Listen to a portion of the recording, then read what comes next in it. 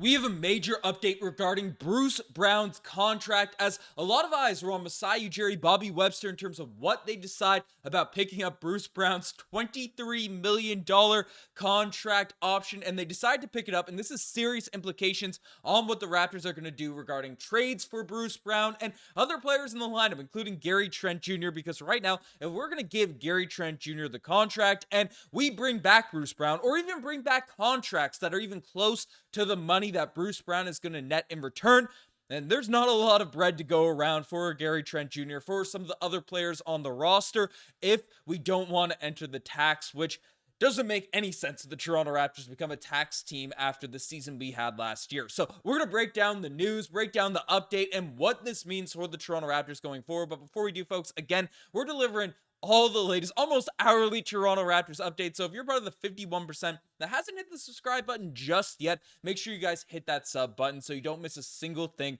regarding the Toronto Raptors this offseason. But let's dive into the report. Let's dive into the news. As Woj came out and said that the Toronto Raptors are picking up the $23 million option on guard Bruce Brown's contract, sources tell ESPN. Brown will be a valuable trade asset and on an expiring contract for the Toronto Raptors. So Woj just essentially spells it out why the Toronto Raptors went in the direction of picking up this option for Bruce Brown, because clearly he didn't live up to expectations. He wasn't the guy that is super deserving of a $23 million, trade option. Maybe he is, but in the current Raptors team, in terms of the stats that he's putting up as well, that's a lot of bread for a dude averaging 11 points per game, 4.2 rebounds, 3 assists, not playing elite defense, 6'4", so not crazy young, shooting 32% behind the three-point line. Again, he did earn that contract with this championship run, so I don't want to say he doesn't deserve it, but in terms of fit, in terms of the current situation that he's in with the Toronto Raptors group,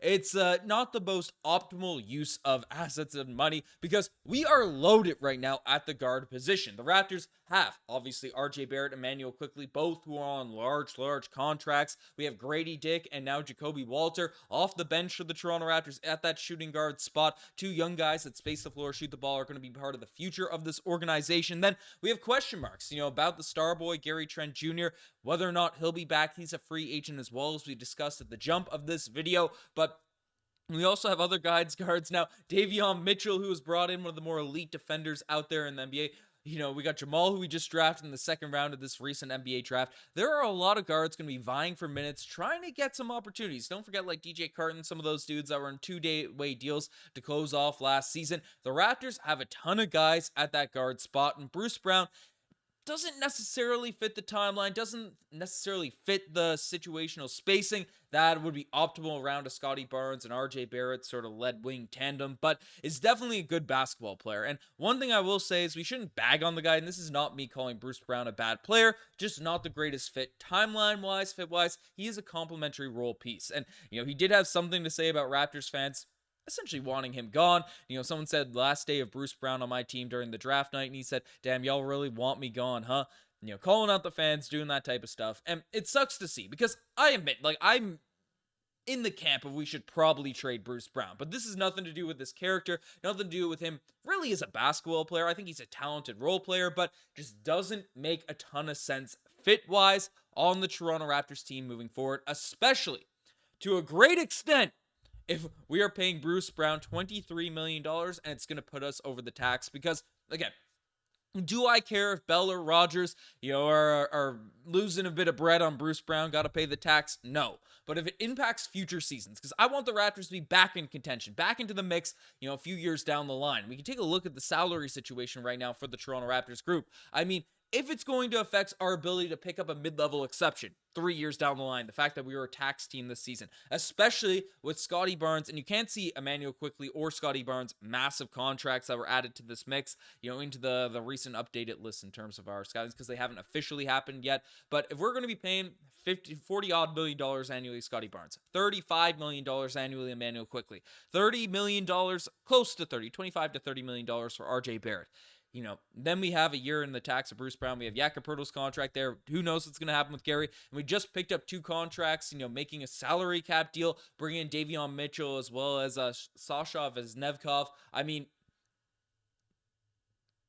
it sucks. It doesn't make sense. It doesn't make sense to strangle us, to handcuff us in terms of our options, our flexibility moving forward to the future. And basically on Twitter, there was a little deep dive, a little write-up from Anil Ganga in terms of how this will look for the Toronto Raptors, assuming they fill the 13 roster spots with vet minimums, to leave one for the non-taxpayer mid-level exception and one for the taxpayer exception. Opting into Bruce Brown's contract will give them $11 million in space below the tax with the 2 open roster spots. So not enough to use both the non-taxpayer mid-level and the taxpayer mid-level exception, but without going over the tax until they fix it. So, but they will likely not want to spend any time over the tax at this point in the season. It's too risky if they can't make that their the future moves and months down the road and duck the tax at the deadline. However, if they move Brown first, they would be $32 million below the tax, enough to use the non-taxpayer mid-level exception and the $10 million trade player exception. So that's the direct, that's a TPE. I'm mixing up my acronyms there. Non-taxpayer mid-level exception and the traded player exception that we have from Pascal Siakam. So this also assumes that they take back $0 when trading Bruce Brown. So whenever they take back money for Bruce Brown, that will eat into the $32 million. So basically, that's a lot of words, a lot of basketball sort of lingo. To summarize that in a bit more plain English, the Toronto Raptors, with Bruce Brown's option now picked up, have $11 million left to play with in the offseason, assuming they want to, go over just vet minimum players, for signing guys during this summer. Which makes sense, right? We want to bring in some guys. We want to build out this roster, whether we're competing or not, right? We want to have a well-constructed team moving forward in the future, take a flyer on some young prospects and stuff. But now with Bruce Brown's contract, we don't have a ton of bread. So that's bread out of the pockets of Gary Trent Jr. that we can offer up, again, unless we want to go into the tax exceptions, which have significant rules that impact the future of winning. So assuming Gary Trent Jr.'s we still only have $11 million.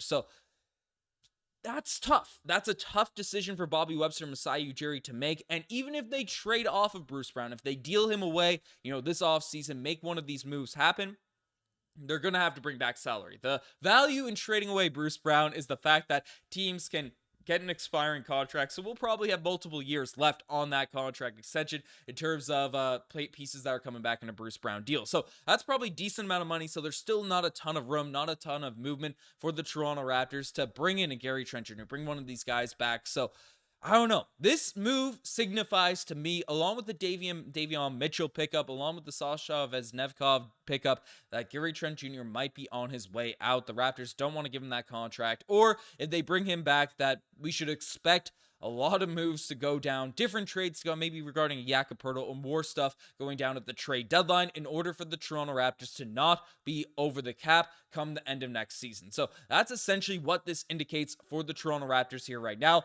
This option, regardless of Bruce Brown stays, if he gets traded, it's going to be much more difficult to bring back Gary Trent Jr. here now at this point. And if they're all back, there's not going to be a lot of run, a lot of opportunities, a lot of time for Gradey Dick, for Jakob Poeltl, to get opportunities to get out there on the basketball court, which I know next season a lot of people want to see the young guys get some run, get some burn out there on the basketball court. But let me know what you guys think about the Toronto Raptors picking up Bruce Brown's option. I think it was a positive, but there's more moves to be made. As Bobby Webster said, not one home run move for this Raptors group. It's going to be 10 to 11 of the right decisions, the right moves to turn this team back into a contender. But let me know what you guys think in the comment section down below. You guys are the best.